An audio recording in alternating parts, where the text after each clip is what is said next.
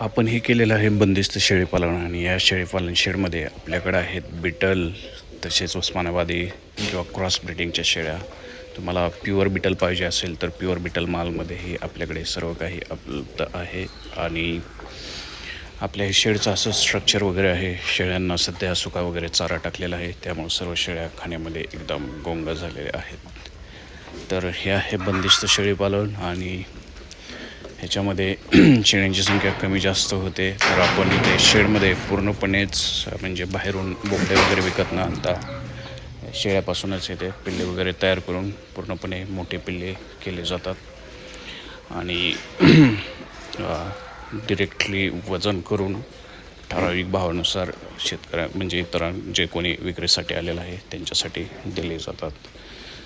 तर जर कोणाला काही खरेदी करायची असेल तर आपला कमेंट करा आणि तुमच्याकडे कसं केजीने बोकड किंवा पाटरो किंवा शेळी मिळते तेही कमेंटमध्ये सांगा. आपण त्याच्यानुसार बघूयात, भाव वगैरे ठरवूयात आणि तुम्हाला कसं शेड वगैरे वाटलं तेही सांगा.